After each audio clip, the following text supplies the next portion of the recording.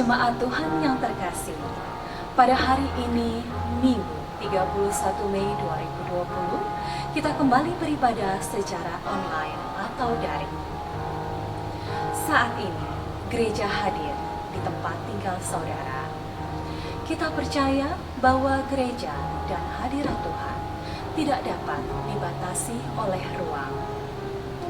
Dimanapun saudara dan keluarga berkumpul, menyatukan hati untuk menyembah Tuhan, di situ pula lawatannya nyata. Di tengah pandemi COVID-19 yang melanda dunia, Majelis Gereja Toraja Jemaat Kramat akan terus melayani seluruh anggota jemaat untuk tetap bertumbuh di dalam iman. Di dalam menghadapi pergumulan, dengan iman, kita memiliki keyakinan di hati bahwa Tuhanlah yang akan memberikan jalan keluar bagi anak-anaknya yang dekat kepadanya. Dialah yang menolong kita melalui berkat dan mukjizatnya. Majelis Gereja Toraja Jemaat Kramat membuka hati bagi jemaat untuk memberikan saran dan masukan untuk meningkatkan pelayanan ini. Jemaat yang Tuhan kasihi, selamat beribadah. Tuhan Yesus memberkati. Tuhan Allah Bapa dalam surga, kami kembali mengucap syukur di hadapan hadirat-Mu atas perkenanan-Mu. Engkau menyertai kami dari rumah sehingga kami boleh tiba di rumah-Mu yang kudus dengan penuh selamat. Terima kasih Tuhan, kalau saat ini kami akan memulai ibadah pelayanan hari ini. Tolong Tuhan, mampukan kami, jauhkan dari segala tantangan dan rintangan, bahkan kuasa-kuasa apapun yang akan mengganggu ibadah kami. Kami mohon di dalam nama Yesus, Engkau sucikan, kuduskan sekeliling rumah ibadah ini. Pakai hamba-Mu, Ibu Pendeta Yulia, yang akan menguraikan firman-Mu. Kuasai dengan kuasa Roh Kudus-Mu. Bahkan kami semua, anak-anak-Mu yang akan melayani sore hari pagi ini, Tuhan tolong kami, pimpin kami dari awal, pertengahan hingga selesai ibadah kami hari ini. Biarlah boleh terjadi di dalam nama Tuhan Yesus, kami sudah berdoa. Amin.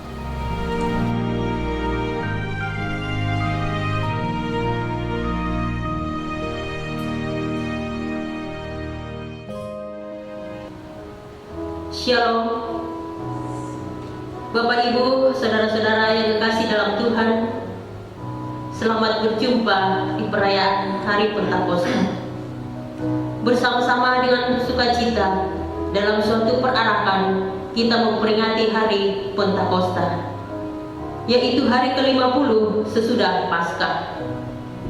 Dari peristiwa Pentakosta membuat para rasul penuh karunia dan berani berkata-kata, sehingga banyak orang menjadi percaya dan mengaku Yesus Kristus sebagai Tuhan dan Juru Selamatnya, yang kemudian menjadi pengakuan yang sama dengan pengakuan Gereja Toraja.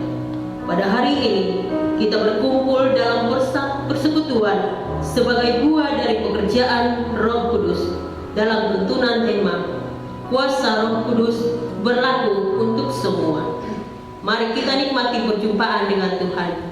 Jemaat, mari kita bangkit berdiri, kita angkat pujian. Inilah hari ke-50. Oh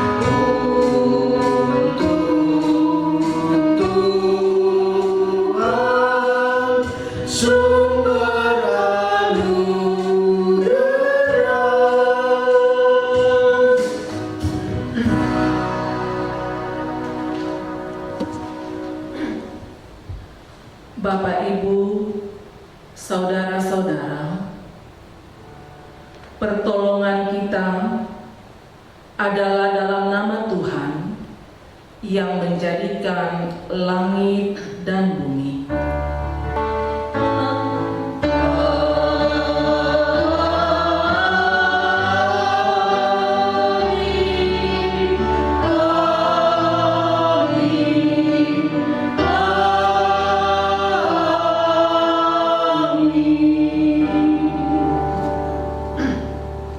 Salam bagi kamu sekalian. Roh Kudus yang telah dicurahkan, yang kita peringati dalam Minggu Pentakosta ini, akan memampukan kita menghayati kebenaran firman Tuhan. Haleluya. Amin. Silakan duduk. Bapak, Ibu, saudara-saudara, kita masuk ke dalam pengakuan dosa. Mari tunduk dalam kerendahan hati di hadapan Tuhan, mengakui segala dosa kita dan memohon pengasihannya. Sebagai umat-Mu, kami sering merasa lebih hebat dari orang-orang lain. Kami merasa lebih benar dari orang-orang lain di hadapan-Mu. Kami hanya mementingkan diri kami sendiri. Kami melalaikan tanggung jawab kami sebagai hamba-Mu dengan alasan sibuk, tidak ada waktu. Kami selalu merasa bahwa sebagai orang tua, kamilah yang benar, sehingga sering memaksakan keinginan kepada anak-anak, tetapi sulit untuk mengerti kerinduan dan harapan mereka. Ya Tuhan, kami datang kepadamu memohon belas kasihan-Mu.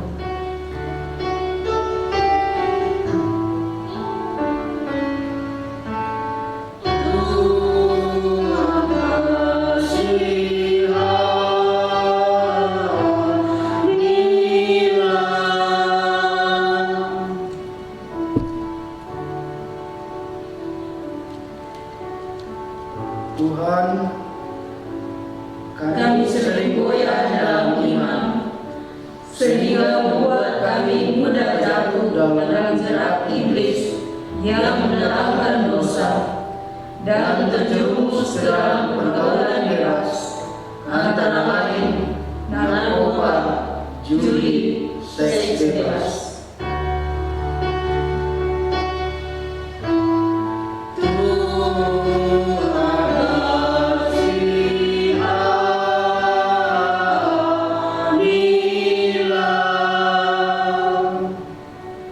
Dari hidup yang tercelah dan sesat, kami datang tunduk di hadapan-Mu, mengakui kesalahan kami.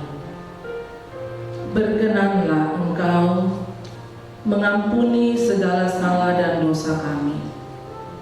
Berkenanlah Engkau membasuh kami, supaya menjadi bersih dan tetap berpaut dalam terang.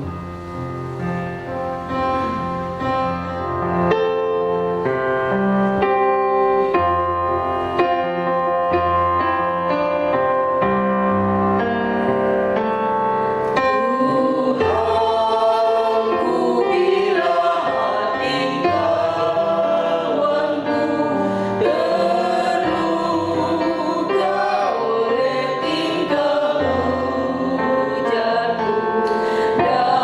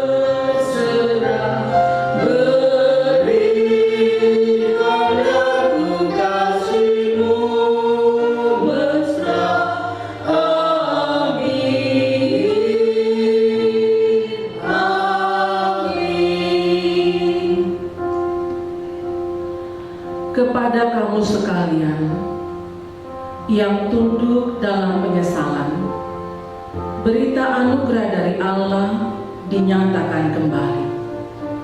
Roma pasal 4 ayat 7-8 berkata demikian, berbahagialah orang yang diampuni pelanggaran-pelanggarannya dan yang ditutupi dosa-dosanya. Berbahagialah manusia yang kesalahannya tidak diperhitungkan Tuhan kepadanya. Amin.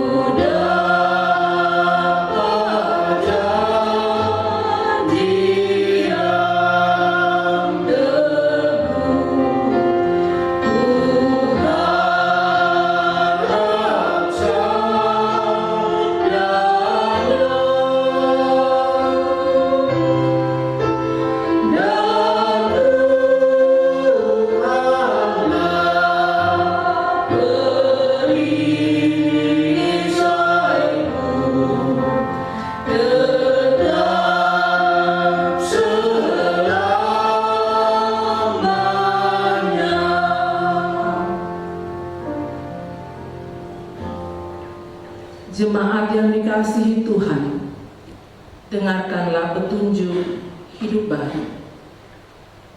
Kisah Para Rasul pasal 2 ayat 38-39 berkata demikian. Jawab Petrus kepada mereka, bertobatlah dan hendaklah kamu masing-masing memberi dirimu dibaptis dalam nama Yesus Kristus untuk pengampunan dosamu, maka kamu akan menerima karunia Roh Kudus. Sebab bagi kamulah janji itu, dan bagi anak-anakmu, dan bagi orang yang masih jauh, yaitu sebanyak yang akan dipanggil oleh Tuhan Allah kita. Amin. Mari bermazmur bagi Tuhan. Secara berbalasan kita mengungkapkan Mazmur 104. Betapa banyak perbuatanmu, ya Tuhan. Sekaliannya kau jadikan dengan kebijaksanaan, bumi penuh dengan ciptaanmu. Lihatlah laut itu besar dan luas wilayahnya. Di situ bergerak, tidak terhilang banyaknya, binatang-binatang yang kecil dan besar. Di situ kapal-kapal berlayar. Dan leviathan yang telah kau bentuk untuk bermain dengannya. Semuanya menantikan Engkau, supaya diberikan makanan pada waktunya. Apabila Engkau memberikannya, mereka memungutnya. Apabila Engkau membuka tanganmu, mereka kenyang oleh kebaikan. Apabila Engkau menyembunyikan wajahmu, mereka terkejut. Apabila Engkau mengambil roh mereka, mereka mati binasa dan kembali menjadi debu. Apabila Engkau mengirim roh-Mu, mereka tercipta. Dan Engkau membaharui muka bumi. Biarlah kemuliaan Tuhan tetap untuk selama-lamanya. Biarlah Tuhan bersukacita karena perbuatan-perbuatannya. Dia yang memandang bumi sehingga bergetar, yang menyentuh gunung-gunung sehingga berasap. Aku hendak menyanyi bagi Tuhan selama aku hidup. Aku hendak bermazmur bagi Allahku selagi aku ada. Biarlah renunganku manis kedengaran kepadanya. Aku hendak bersukacita karena Tuhan. Biarlah habis orang-orang berdosa dari bumi. Dan biarlah orang-orang fasik tidak ada lagi. Pujilah Tuhan, hai jiwaku. Haleluya.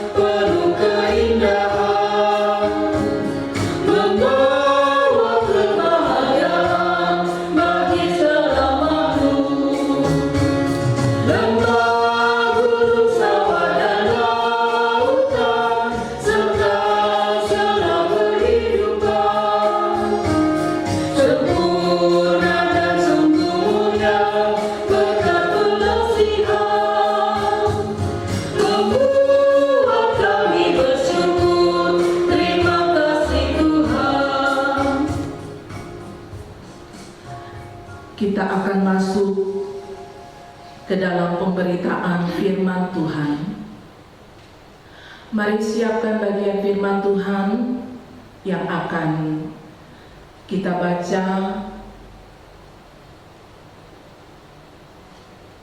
dari kitab Perjanjian Lama, Bilangan pasal 11 ayat 24 sampai dengan ayatnya yang ke-30. Bilangan pasal 11 ayat 24 sampai 30. Pembacaan yang berikut dari kitab Perjanjian Baru, Kisah Para Rasul pasal 2 ayat 1 sampai 21. Dan pembacaan Injil itu terambil dari Injil Yohanes pasalnya yang ke-20 ayatnya yang ke-19 sampai dengan ayatnya yang ke-23. Mari kita berdoa. Pujian dan penyembahan hanya kepadamu, ya Tuhan, karena Engkaulah Allah pencipta dan pemelihara hidup kami. Kami bersyukur, sungguh kami merasakan pemeliharaan Tuhan di sepanjang hari-hari yang kami jalani. Kami bersyukur saat ini Tuhan memperkenankan kami untuk bersama-sama menikmati persekutuan di dalam Tuhan dalam ibadah hari Minggu saat ini, yang di dalamnya juga kami memperingati hari ketuanan Roh Kudus. Ya Allah Bapa di sorga, di tengah-tengah persekutuan ibadah kami saat ini, firman-Mu akan disampaikan. Kami sudah siapkan bagian firman Tuhan untuk kami baca dan renungkan. Allah Roh Kudus, terangilah hati dan pikiran kami untuk kami dapat mengerti kebenaran firman-Mu. Berfirmanlah ya Tuhan, anak-anak-Mu sedia mendengar. Pakai kami hamba-hamba-Mu yang akan memimpin pembacaan dan mengurai kebenaran firman. Di dalam nama Tuhan Yesus, kami berdoa kepada Bapa di sorga. Amin. Bacaan kita yang pertama dari kitab Bilangan pasal 11 ayat 24 sampai 30. Bilangan pasal 11 ayat 24 sampai 30. Firman Tuhan. Ke-70 orang tua-tua. Setelah Musa datang keluar, disampaikannya firman Tuhan itu kepada bangsa itu. Ia mengumpulkan 70 orang dari para tua-tua bangsa itu dan menyuruh mereka berdiri di sekeliling kemah. Lalu turunlah Tuhan dalam awan dan berbicara kepada Musa. Kemudian diambilnya sebagian dari roh yang hinggap padanya dan ditaruhnya atas ke-70 tua-tua itu. Ketika roh itu hinggap pada mereka, kepenuhanlah mereka seperti nabi, tetapi sesudah itu tidak lagi. Masih ada 2 orang tinggal di tempat perkemahan, yang seorang bernama Eldad, yang lain bernama Medad.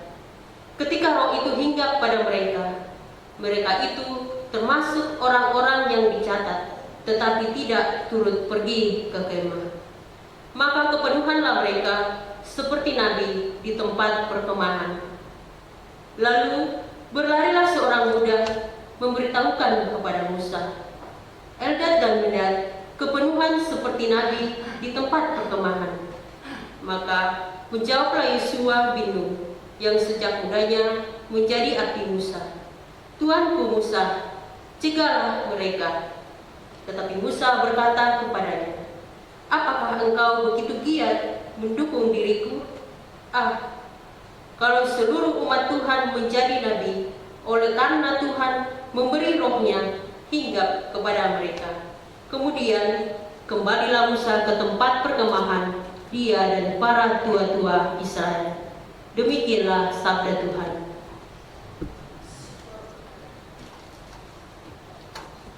Pembacaan kita yang kedua terambil dari Kisah Para Rasul, pasalnya yang kedua, ayat pertama sampai ayatnya yang ke-21. Kisah Para Rasul pasal 2 ayat 1 sampai ayatnya yang ke-21. Firman Tuhan. Pentakosta. Ketika tiba hari Pentakosta, semua orang percaya berkumpul di satu tempat. Tiba-tiba turunlah dari langit suatu bunyi seperti tiupan angin keras yang memenuhi seluruh rumah di mana mereka duduk, dan tampaklah kepada mereka lidah-lidah seperti nyala api yang bertebaran dan hinggap pada mereka masing-masing. Maka penuhlah mereka dengan Roh Kudus. Lalu mereka mulai berkata-kata dalam bahasa-bahasa lain seperti yang diberikan oleh Roh itu kepada mereka untuk mengatakannya. Waktu itu di Yerusalem diam orang-orang Yahudi yang saleh dari segala bangsa di bawah kolong langit. Ketika turun bunyi itu, berkerumunlah orang banyak. Mereka bingung karena mereka masing-masing mendengar rasul-rasul itu berkata-kata dalam bahasa mereka sendiri. Mereka semua tercengang-cengang dan heran, lalu berkata, bukankah mereka semua yang berkata-kata itu orang Galilea? Bagaimana mungkin kita masing-masing mendengar mereka berkata-kata dalam bahasa kita sendiri, yaitu bahasa yang kita pakai di negeri asal kita? Kita orang Partia, Media, Elam, penduduk Mesopotamia, Yudea, dan Kapadokia, Pontus dan Asia, Frigia, Pamfilia, Mesir dan daerah-daerah Libya yang berdekatan dengan Kirene, pendatang-pendatang dari Roma, baik orang Yahudi maupun penganut agama Yahudi, orang Kreta dan orang Arab. Kita mendengar mereka berkata-kata dalam bahasa mereka sendiri tentang perbuatan-perbuatan besar yang dilakukan Allah. Mereka semuanya tercengang-cengang dan sangat termangu-mangu sambil berkata seorang kepada yang lain, "Apakah artinya ini?" Tetapi orang lain menyindir, "Mereka sedang mabuk oleh anggur manis." Maka bangkitlah Petrus berdiri dengan ke-11 rasul itu, dan dengan suara nyaring ia berkata kepada mereka, "Hai kamu orang Yahudi dan kamu semua yang tinggal di Yerusalem, ketahuilah dan camkanlah perkataan ini. Orang Yahudi ini tidak mabuk seperti kamu sangka, karena hari baru pukul 9. Tetapi itulah yang difirmankan Allah dengan perantaraan Nabi Yoel. Akan terjadi pada hari-hari terakhir. Demikianlah firman Allah, bahwa aku akan mencurahkan rohku ke atas semua manusia, maka anak-anakmu laki-laki dan perempuan akan bernubuat, dan teruna-terunamu akan mendapat penglihatan-penglihatan, dan orang-orangmu yang tua akan mendapat mimpi. Juga ke atas hamba-hambaku laki-laki dan perempuan akan kucurahkan rohku pada hari-hari itu, dan mereka akan bernubuat. Dan aku akan mengadakan mujizat-mujizat di atas, di langit, dan tanda-tanda di bawah di bumi, darah dan api dan gumpalan-gumpalan asap. Matahari akan berubah menjadi gelap gulita dan bulan menjadi darah sebelum datangnya hari Tuhan, hari yang besar dan mulia itu. Dan barang siapa yang berseru kepada nama Tuhan akan diselamatkan. Demikian sabda Tuhan. Haleluya.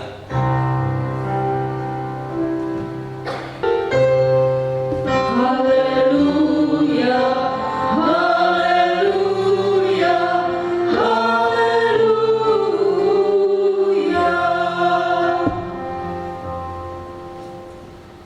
Mari berdiri, jemaat yang dikasihi Tuhan.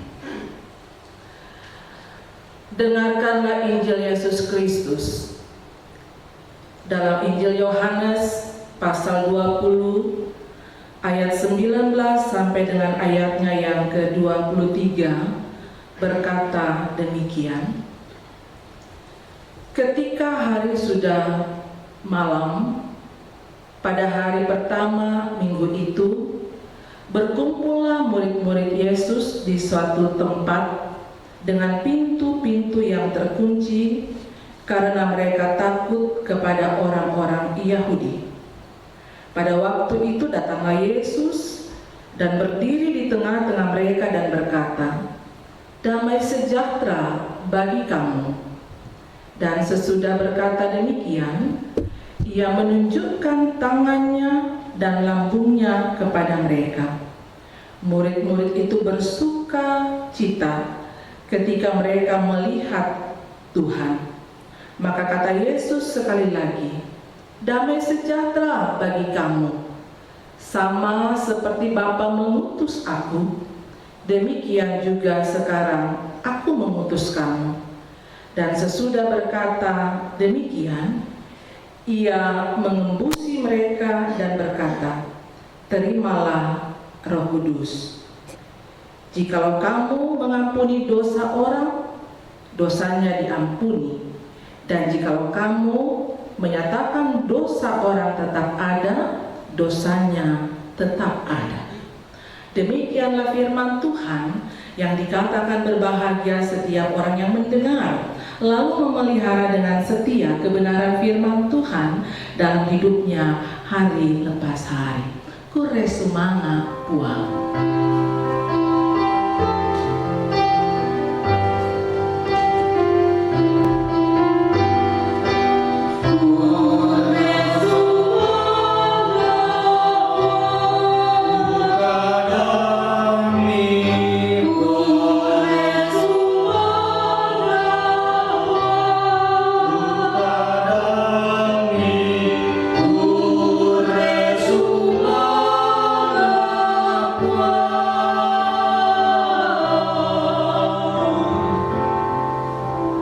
Silakan duduk.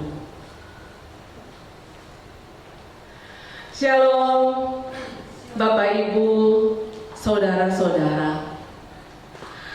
Kalau sampai dengan saat ini kita masih dapat menikmati kehidupan ini, itu semata-mata hanya karena anugerah dari Tuhan. Sehingga apapun yang terjadi dalam kehidupan ini, tetaplah bersyukur kepada Tuhan. Karena Tuhan tidak pernah tinggalkan kita. Dia selalu menjaga kita dalam menjalani kehidupan ini. Ibadah hari Minggu saat ini, di dalamnya kita juga memperingati Hari Ketuanan Roh Kudus. Sehingga ada tema yang diterbitkan kepada kita, khususnya kita yang ada dalam lingkungan Gereja Toraja. Tema kita mengatakan kuasa Roh Kudus berlaku untuk semua. Itu tema kita. Kuasa Roh Kudus berlaku untuk semua. Bapak Ibu saudara-saudara, ketika Tuhan Yesus hendak berpisah dengan murid-muridnya, yaitu saat ia terangkat dan naik ke sorga, ada pesan dari Tuhan Yesus kepada murid-muridnya, yaitu saat ia terangkat dan naik ke sorga, ada pesan dari Tuhan Yesus kepada murid-muridnya yang isinya adalah amanat dan juga janji. Amanat seperti apa itu? Tuhan Yesus berkata kepada murid-muridnya, kamu adalah saksi dari semua ini. Yesus mengamanatkan kepada murid-muridnya untuk mereka melanjutkan misi Allah, bersaksi tentang perbuatan-perbuatan Allah bagi dunia ini. Dan Yesus tidak hanya memberikan amanat kepada murid-muridnya, tapi Tuhan Yesus berjanji bahwa murid-muridnya itu akan diperlengkapi dari tempat tinggi, akan diperlengkapi dengan Roh Kudus. Dan janji itu tergenapi. 10 hari setelah Yesus naik ke sorga, atau 50 hari setelah Paskah. Momen pada saat itu ialah orang-orang percaya dari berbagai penjuru dunia itu datang berkumpul di Yerusalem. Untuk apa? untuk datang memperingati Pentakosta. Pentakosta itu adalah hari pengucapan syukur orang Yahudi. Momen itu yang dipakai untuk menggenapi janji Allah turunnya Roh Kudus. Apa yang terjadi pada saat itu? Kisah Para Rasul mengisahkan bagaimana peristiwa itu terjadi. Sangat luar biasa. Peristiwa yang sangat luar biasa itu disaksikan. Dikatakan tiupan angin keras, lalu kemudian adanya lidah-lidah api yang bertebaran lalu hinggap atau menghinggapi mereka. Apa yang terjadi pada saat itu? Ketika lidah-lidah api itu menghinggapi mereka, dikatakan saat itu penuhlah mereka dengan Roh Kudus. Apa yang terjadi ketika Roh Kudus memenuhi kehidupan para murid, para rasul? Dikatakan mereka kemudian diberikan kemampuan, diberikan kesanggupan untuk bersaksi dengan menggunakan kata-kata atau bahasa yang sama sekali mereka tidak pernah tahu, mereka tidak pernah pelajari, tapi mereka disanggupkan untuk menyampaikan perbuatan-perbuatan Allah itu dengan bahasa lain yang kemudian dimengerti oleh semua orang yang ada pada saat itu. Sehingga orang yang mendengar perkataan-perkataan mereka itu mengerti, memahami perbuatan-perbuatan Allah yang sangat luar biasa, lalu menjadi percaya. Bapak, Ibu, saudara-saudara, demikianlah ketika Roh Kudus dicurahkan.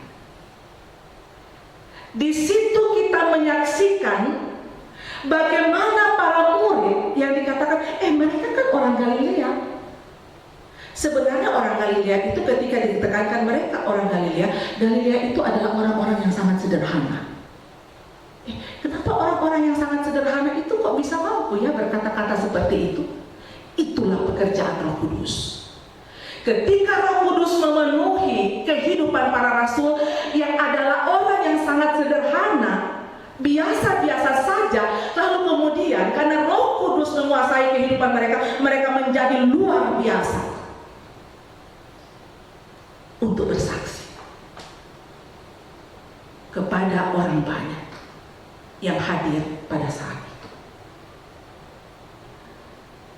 Bapak, Ibu, saudara-saudara, kuasa dan penyertaan Tuhan yang luar biasa itu juga kita temukan dalam perjalanan Musa dalam mengemban tugas pengutusan dari Tuhan yang kita baca tadi dalam kitab Bilangan.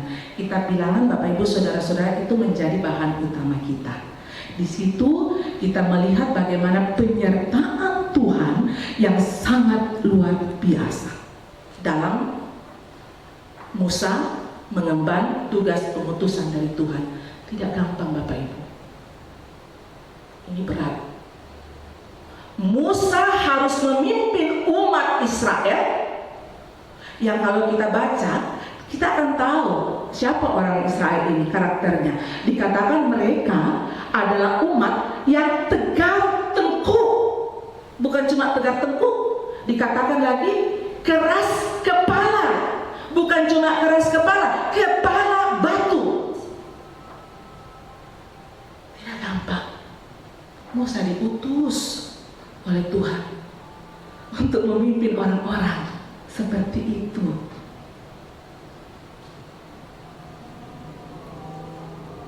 Melalui Musa, Tuhan menuntut umat Israel keluar. Coba bayangkan ya, Bapak, Ibu, saya mengajak kita untuk mencermati kisah perjalanan umat Israel itu yang dituntun oleh Musa? Dengan tangan Tuhan menggunakan Musa menuntun umat Israel itu keluar dari perbudakan di Mesir. Setelah mereka keluar dari Mesir, dengan cara Tuhan yang sangat luar biasa, mereka dilindungi pada malam hari oleh tiang api, pada siang hari oleh tiang awan. Tidak hanya itu, apa yang mereka butuhkan secara ajaib disediakan oleh Tuhan. Makanan, air minum itu disediakan oleh Tuhan dengan cara yang sangat ajaib. Tapi coba lihat umat Israel, bukannya mereka bersyukur kepada Tuhan, tapi yang terjadi adalah mereka bersungut-sungut. Mereka bersungut-sungut, tidak ada rasa terima kasihnya, tidak ada rasa syukurnya. Sudah dituntun, dilindungi siang malam, dikasih makanan, ternyata tidak cukup bagi mereka. Malah mereka mau daging. Mereka menginginkan daging. Tidak ada rasa syukur mereka. Bapak, Ibu, saudara-saudara, coba kita bayangkan, bagaimana seandainya kita yang ada pada posisi Musa yang memimpin umat Israel ini, yang dikatakan umat yang tegak tengkuk, keras kepala, kepala batu. Bagaimana seandainya kita ada di situ, dalam posisi Musa? Musa hanya manusia biasa, bisa kecewa, bisa marah, bisa juga menangis. Kalau Bapak Ibu saudara-saudara lihat ayat sebelumnya, itu ada ungkapan perasaan Musa. Apa yang dikatakan dalam ayat 14 sampai dengan ayat 15, dalam bahasa sederhana Musa katakan begini, Tuhan, saya sudah tidak mampu. Saya sudah tidak mampu dengan tanggung jawab ini. Musa katakan dalam bahasa yang sederhana, kalau Tuhan masih mau memberikan tanggung jawab ini kepada saya, lebih baik saya mati. Itu saking beratnya tantangan yang dihadapi oleh Musa. Dari kisah ini kita mendapatkan pelajaran iman untuk memahami bahwa sesungguhnya melaksanakan tugas pengutusan dari Tuhan itu tidak selalu kita berjalan dengan mulus. Terkadang kita harus dihadapkan dengan kenyataan-kenyataan yang sulit. Biasanya kita juga katakan begini, ini kan tugas pelayanan yang dikerjakan untuk Tuhan, tapi kenapa susahnya seperti ini ya? Saya sudah berbuat yang terbaik, tapi kenapa saya harus berhadapan dengan orang-orang seperti ini ya?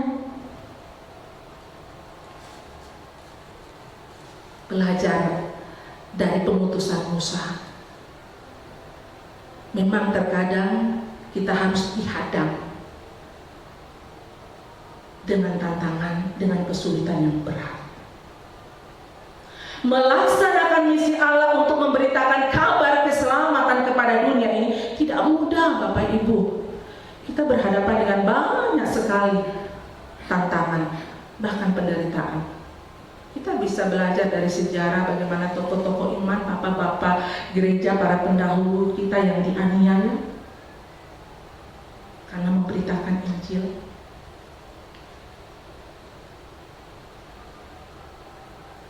Bapak Ibu saudara-saudara, dalam kemanusiaan kita memang kita harus mengakui bahwa ketika kita sudah berusaha untuk melaksanakan tugas,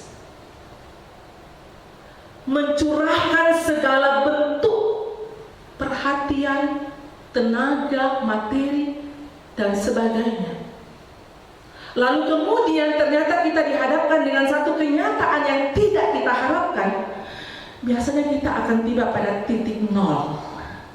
Itu Musa. Dia sempat tiba pada titik nol ketika dia katakan begini, saya sudah tidak mampu Tuhan, Kalau tanggung jawab ini saya harus lanjutkan, lebih baik saya mati. Biasa kan Bapak Ibu saudara-saudara, dalam kemanusiaan kita ketika berat sekali tanggung jawab, tantangan yang harus kita hadapi, kadang-kadang kita katakan, ya sudahlah, kasih orang lain saja. Seringkali kita ada pada titik nol. Musa juga mengalami hal itu. Tapi apa yang terjadi Bapak Ibu? Saudara-saudara, Tuhan tahu beban berat yang sedang dialami Musa menghadapi umat Israel. Tuhan tidak tinggal diam. Penyertaan Tuhan nyata. Tuhan tahu bahwa itu berat bagi Musa. Sehingga Tuhan berikan solusi. Tuhan mengatakan, pilih 70 tua-tua. Artinya kalau dikatakan 70 tua-tua, itu terkait dengan orang yang punya pengalaman. Pilih 70 tua-tua. Tidak hanya memilih, tetapi dikatakan Tuhan memperlengkapi mereka dengan Roh Kudus. Ketika Musa ada pada titik nol, Tuhan berikan solusi. Pilih 70 dan saya akan lengkapi mereka. Akan diperlengkapi dengan Roh Kudus. Apa yang mau dikatakan Bapak Ibu? Pertolongan Tuhan tidak pernah terlambat. Pertolongan Tuhan selalu tepat pada waktunya, dan karena itu jangan menyerah. Perjuangan tidak akan pernah berhenti ketika kita tidak menyerah. Perjuangan akan berhenti ketika kita menyerah dan kita tidak akan mampu melihat bagaimana kuasa Tuhan yang ajaib.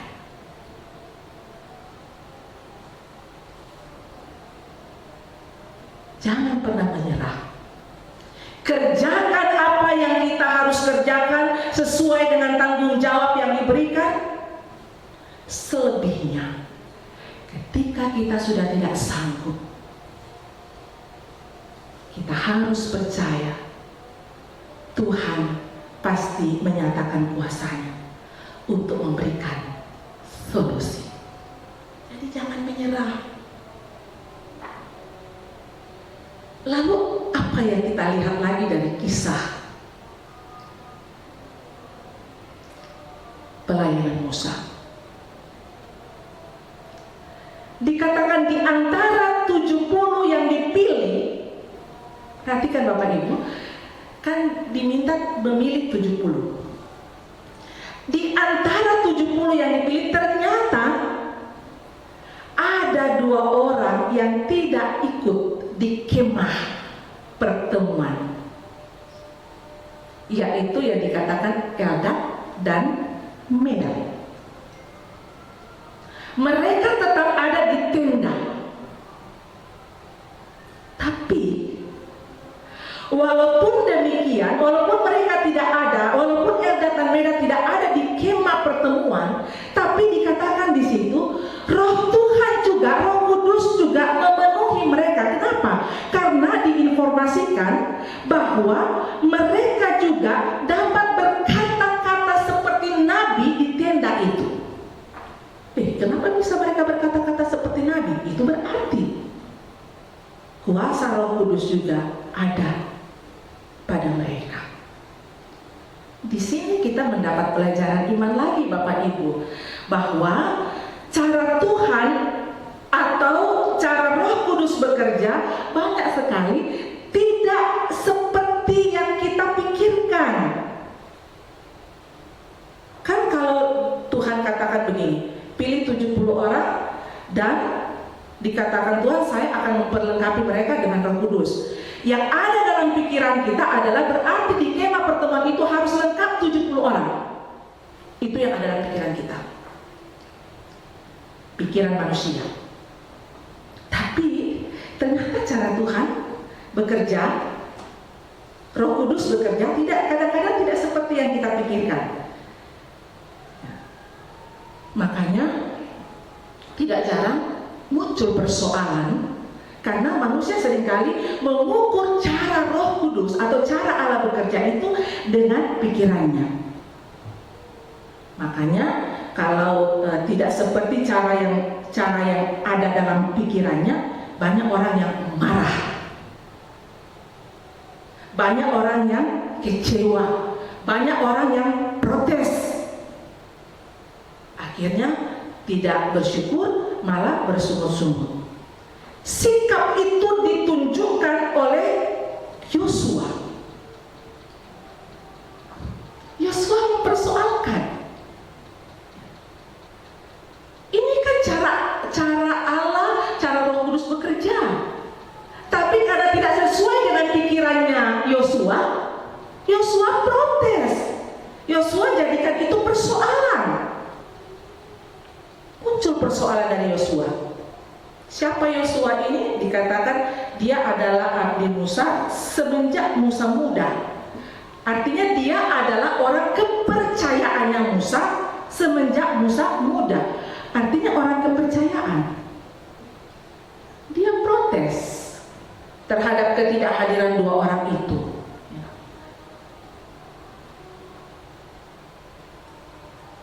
Bagi Yosua mereka tidak layak untuk dipilih. Ini Yosua juga mungkin karena dia merasa dia adalah orang kepercayaan, mungkin juga karena dia merasa dia sudah banyak berperan selama ini, jadi dia mau mengatur semuanya. Tanpa dia sadari juga cara Roh Kudus juga dia mau atur.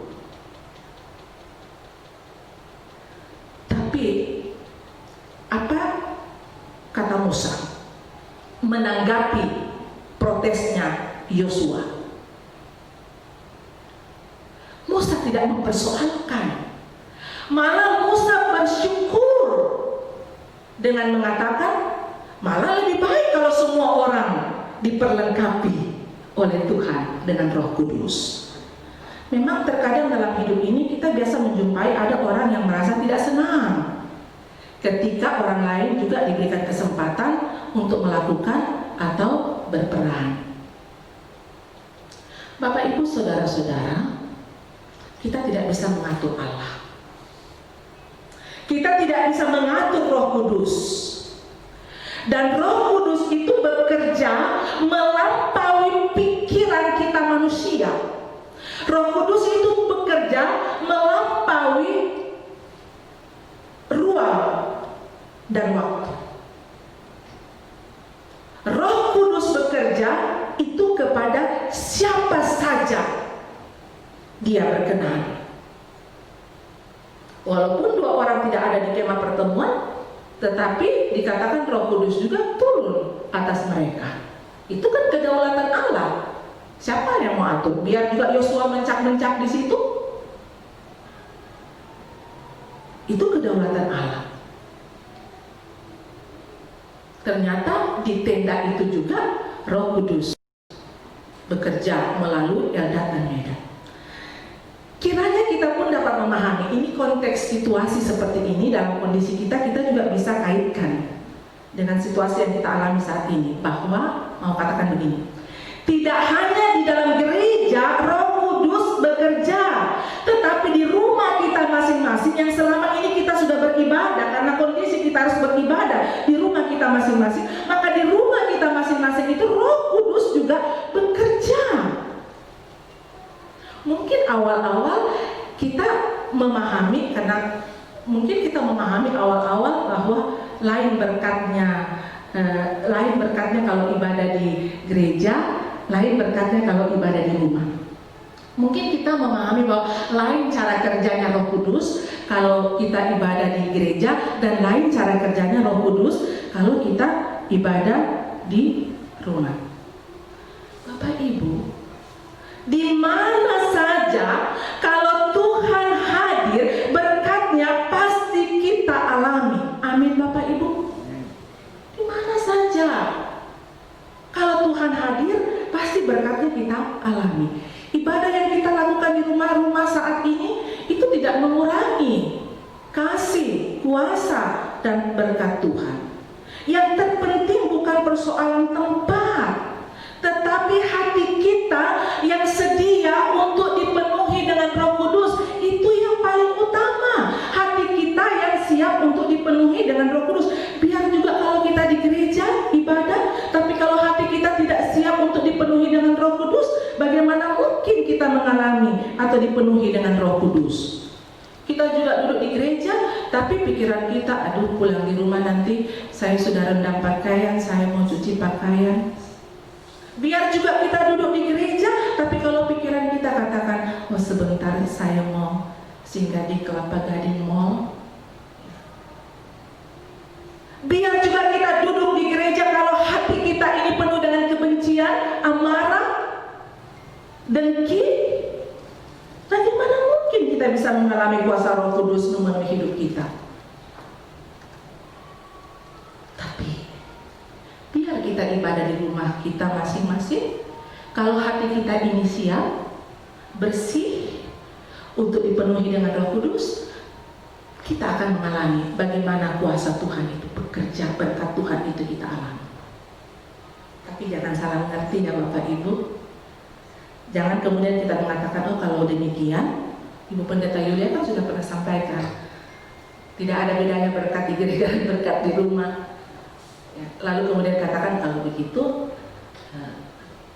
tidak terlalu penting gedungnya, biar juga tidak ke gereja, tidak apa-apa. Ini keliru, saya bilang keliru. Karena gereja yang adalah gedung ini sudah ditetapkan sebagai rumah Tuhan, di mana kita bisa juga merasakan kehadiran Tuhan, kita bisa menikmati persekutuan dengan Tuhan. Jadi kalau kondisi sudah memungkinkan untuk kita bergereja, penting untuk kita datang gereja, menyembah Tuhan, menikmati persekutuan. Bapak Ibu Saudara-saudara, Roh Kudus itu berlaku kepada semua orang. Itu kata tema kita. Itu kedaulatan Tuhan. Kita tidak bisa mengatur karya Roh Kudus untuk hanya berlaku pada orang tertentu saja. Seperti Yosua, Eldad dan Medad itu tidak pantas, tidak layak. Oh, di tempat itu tidak ada Roh Kudusnya. Kita tidak bisa mengatur. Karya Roh Kudus itu berlaku kepada semua orang, kepada segala tempat di mana Dia berkenan. Dan Roh Kudus akan memberikan kemampuan kepada setiap orang untuk bersaksi, bahkan menjadikan dirinya sebagai kesaksian yang hidup. Kalau Roh Kudus bekerja dalam diri seseorang, seperti para murid adalah orang biasa-biasa saja, karena Roh Kudus bekerja, mereka dimampukan untuk melakukan hal-hal yang luar biasa. Itu kalau Roh Kudus bekerja. Jadi jangan pandang enteng apa juga dia itu tidak pantas, tidak layak. Jangan dulu. Kalau Roh Kudus berkenan atasnya dan dia diperkenankan, dia sanggup untuk melakukan perkara-perkara atau perbuatan-perbuatan Tuhan yang sangat luar biasa. Bapak Ibu, saudara-saudara, karena ketika Roh Kudus dicurahkan kepada para murid dan orang-orang percaya saat itu, kita bisa saksikan dalam Nubuat Yoel, ketika Roh Kudus dicurahkan kepada para murid, kepada orang percaya, mereka tidak hanya diberikan kemampuan untuk berbahasa, tetapi saat itu juga mereka diperlengkapi dengan kasih karunia, dengan karunia masing-masing. Dikatakan anak-anak laki-laki, perempuan, orang tua, hamba-hamba itu dapat menyampaikan perbuatan-perbuatan besar sesuai dengan karunia yang Tuhan berikan kepada mereka. Roh Kudus telah dicurahkan dalam kehidupan kita. Itu yang kita peringati pada saat ini, di hari Minggu saat ini. Yang diharapkan adalah bagaimana kehidupan kita menjadi saksi untuk memberitakan perbuatan-perbuatan Allah yang besar, sehingga dunia percaya dan memuliakan Tuhan. Bapak Ibu Saudara-saudara, dalam situasi saat ini adalah kesempatan. Dalam situasi pandemi saat ini adalah kesempatan yang Tuhan izinkan untuk kita membuktikan spirit keberimanan kita sebagai orang-orang yang dikuasai oleh Roh Kudus. Jadikanlah kehidupan kita sebagai kesaksian. Dalam situasi yang penuh pergumulan saat ini, dunia sedang menanti dan merindukan berita sukacita. Setiap orang percaya, Bapak, Ibu, Saudara-saudara, dan saya, kita semua, siapapun kita diperlengkapi oleh Tuhan dengan karunia-Nya. Yang diharapkan dari kehidupan kita, dari karunia yang diberikan oleh Tuhan kepada kita adalah bagaimana setiap kita dapat menjangkau dan menolong sesama kita. Itu kesaksian, itu pemberitaan Injil yang nyata. Sebelum Roh Kudus turun pada murid-murid, dikatakan mereka tetap tinggal dan ada di satu tempat.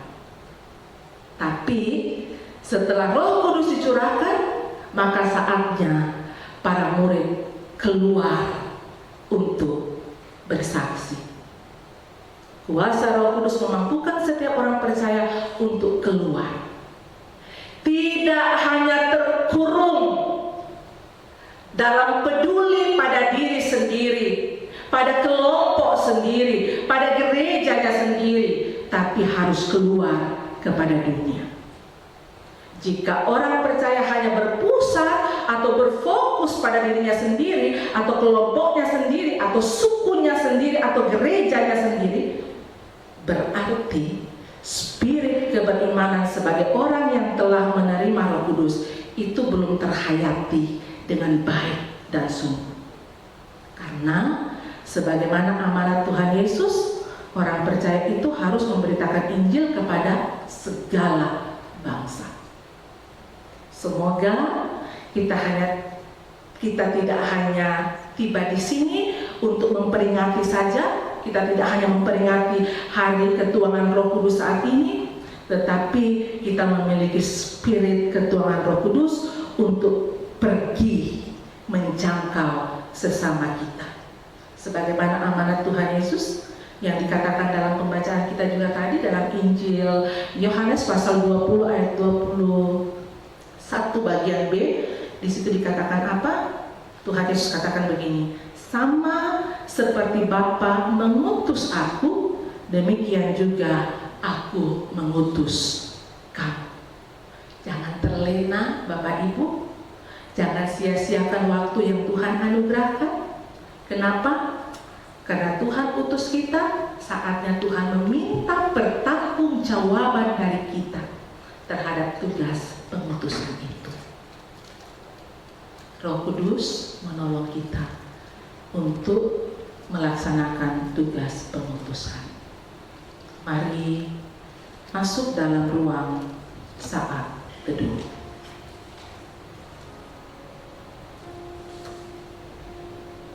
Kalau Tuhan masih izinkan kita menikmati kehidupan,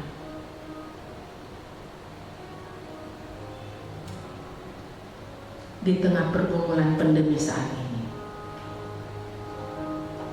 berarti Tuhan mau pakai kita untuk menyampaikan perbuatan-perbuatan Allah yang besar.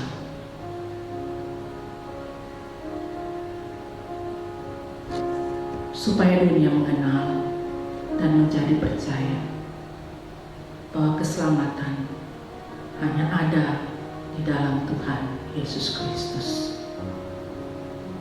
Mari bersama kita menaikkan doa Bapa kami.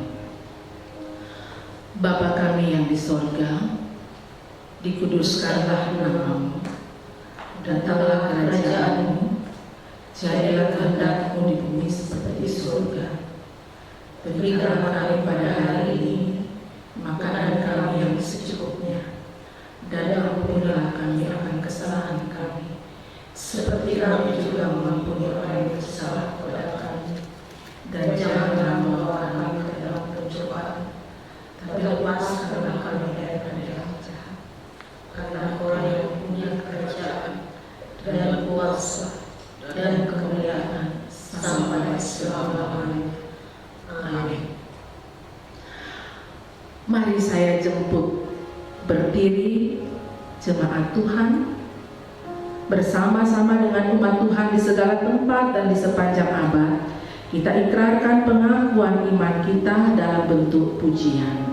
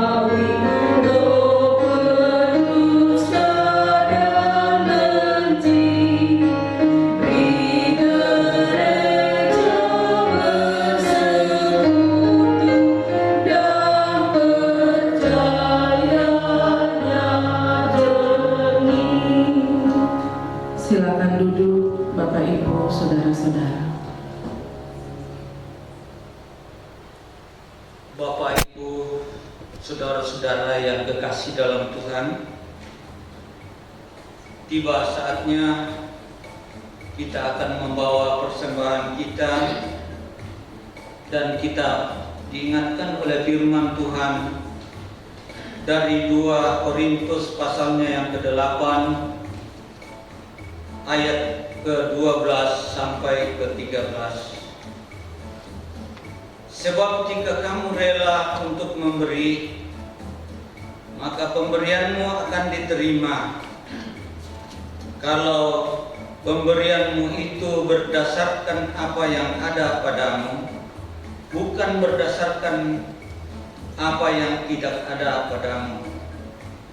Sebab kamu dibebani bukanlah supaya orang-orang lain mendapat keringanan, tetapi supaya ada keseimbangan.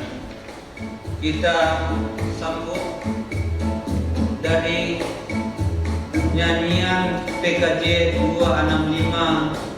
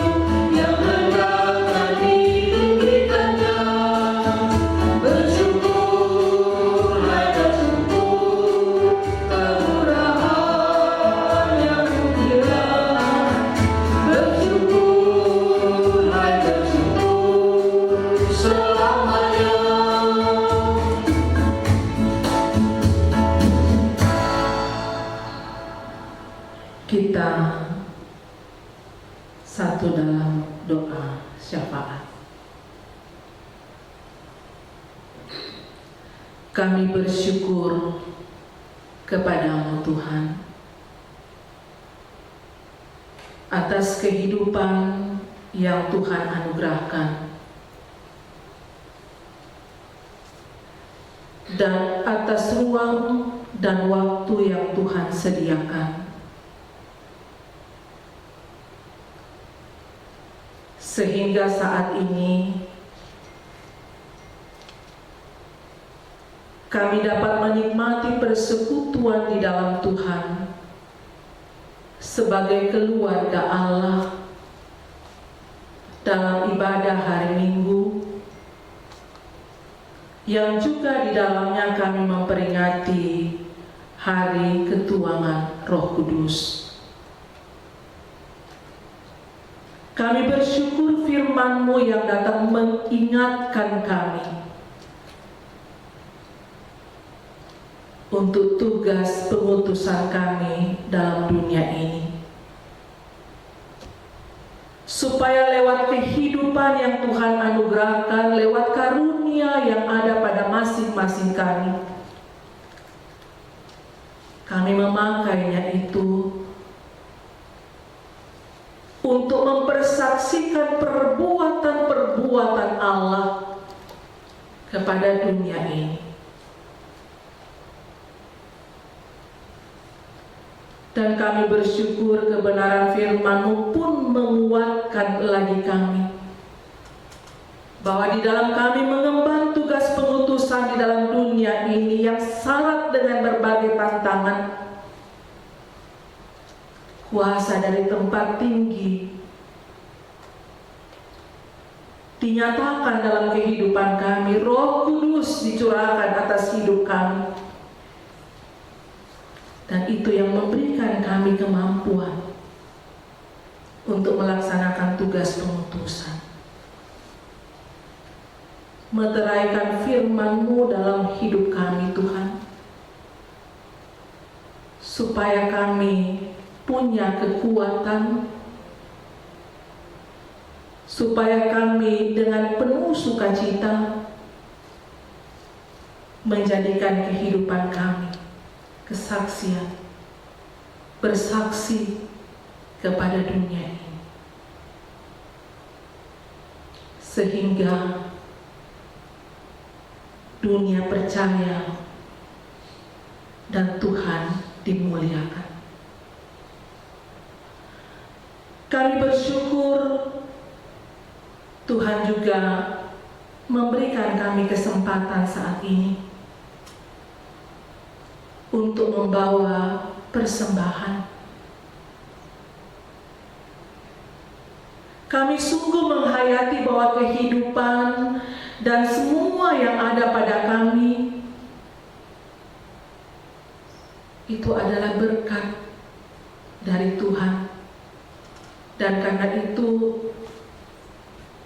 kami menyatakan ungkapan syukur lewat persembahan yang kami berikan saat ini. Kuduskan dan berkatilah ya Tuhan, supaya berguna bagi kelebaran firman-Mu. Berkat Tuhan yang masih ada pada kami, ajar kami menggunakannya dengan baik bagi kemuliaan nama Tuhan. Saat ini hamba-Mu berdoa untuk semua jemaat-Mu. Berkatilah ya Tuhan, dalam kehidupan pribadi, berkati dalam kehidupan keluarga, berkati dalam setiap usaha atau kerja yang dilakukan. Tetap berikan semangat menjalani kehidupan dalam kondisi saat ini untuk menghadapi atau menjalani kehidupan di masa pandemi.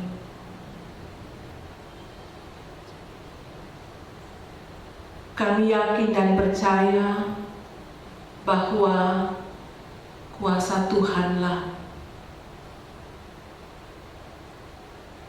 yang akan senantiasa nyata untuk melindungi kami. Sehingga kalaupun masa pandemi ini belum berlalu, kami tetap memiliki semangat untuk berkarya. Jangan biarkan kami dikuasai dengan pikiran dan perasaan atau situasi yang ada membuat kami khawatir dan dihantui dengan ketakutan.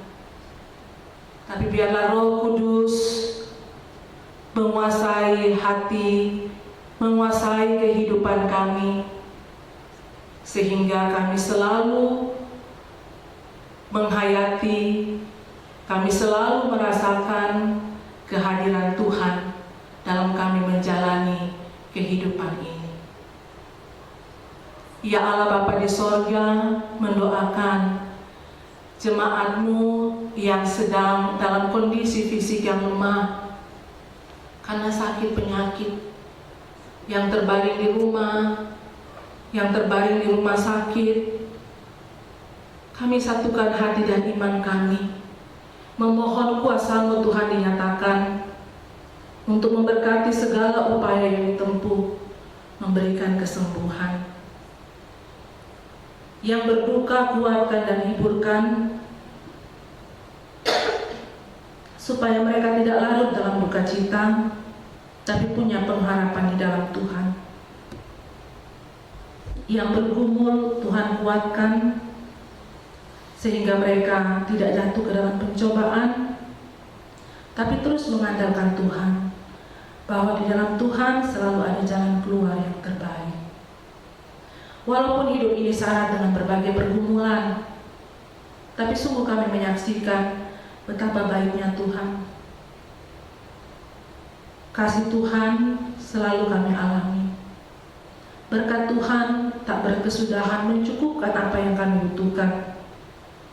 Dan karena itu secara khusus kami mau bersyukur bersama dengan jemaat Tuhan yang bersuka cita karena berhari ulang tahun kelahiran, berhari ulang tahun pernikahan, yang sembuh dari sakit penyakit, yang meraih keberhasilan dalam berbagai bidang hidup. Sempurnakan sukacita mereka, dan kiranya Tuhan menyambut ungkapan syukur jemaat-Mu. Ya Allah Bapa dalam sorga, berkati hamba-hamba-Mu, Bapak Ibu majelis dalam jemaat-Mu, di jemaat keramat di sini, pendeta, penatua, diaken, pengurus OIG. Kami menyadari Tuhan, kami ada dalam keterbatasan kami. Karena itu perlengkapilah kami dengan hikmat yang bersumber dari Tuhan, supaya kami dapat menata pelayanan dengan baik. Dan di masa pandemi ini kami tetap menjangkau jemaat lewat pelayanan seperti yang kami lakukan saat ini. Ya Allah Bapa di dalam sorga, kami berdoa untuk bangsa dan negara kami, pemerintah kami. Berikan hikmat Tuhan untuk mengambil kebijakan demi untuk kesejahteraan dan juga untuk kebaikan masyarakat kami semua di tengah-tengah kehidupan berbangsa dan bernegara. Ya Allah Bapa dalam sorga, kami mendoakan untuk aparat keamanan, juga para medis. Mereka berjuang untuk menolong sesama kami yang sedang terpapar COVID-19. Tetap berikan sukacita, lindungi mereka Tuhan, lindungi keluarga mereka. Ya Allah Bapa dalam sorga, semua yang sudah terlibat dalam pelayanan saat ini, berkatilah ya Tuhan, sehingga talenta yang Tuhan anugerahkan selalu dipakai untuk melayani dan memuliakan Tuhan. Kehidupan kami sepekan mendatang, kami serahkan ke dalam kuasa, kasih dan pimpinan Tuhan. Kami sungguh percaya Tuhan menyertai kami dan memberkati kami. Harapan kami di minggu yang akan datang, kami boleh menikmati lagi persekutuan ibadah seperti ini, yang di dalamnya iman kami semakin dibangun untuk hidup memuliakan Tuhan. Ini doa kami Tuhan, syafaat kami, sambut, sempurnakan. Kami bawa hanya di dalam nama Tuhan Yesus. Itulah Tuhan dan Juru Selamat kehidupan kami. Amin. Mari saya jemput berdiri.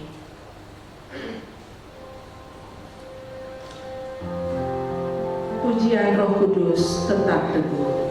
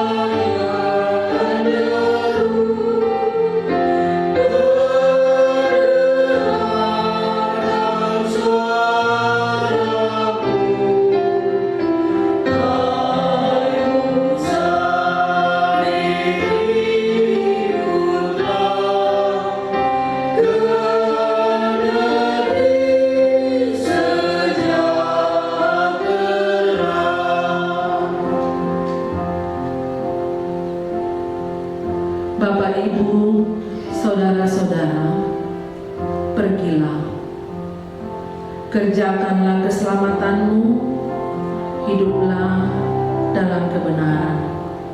Roh Kudus menyertaimu. Pujilah Kristus.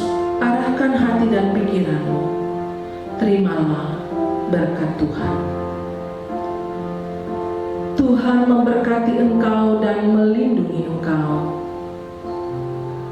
Tuhan menyinari engkau dengan wajah-Nya dan memberi engkau kasih karunia.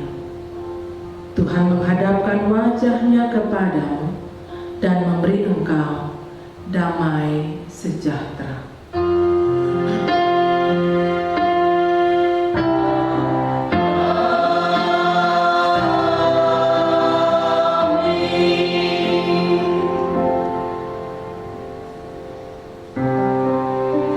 Saudara-saudara, mari kita akhiri ibadah kita hari ini dengan memuji Tuhan dari Kidung Jemaat 240A, ayatnya yang pertama dan yang kedua.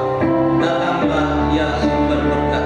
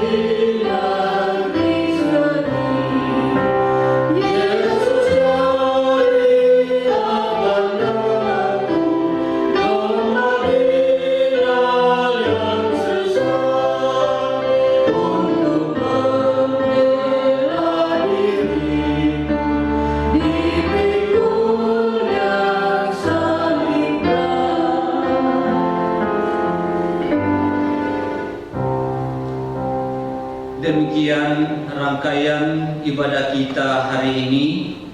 Semoga Tuhan senantiasa menolong, memberkati kita semua dalam keluarga dimanapun kita berada. Tuhan Yesus memberkati. Amin.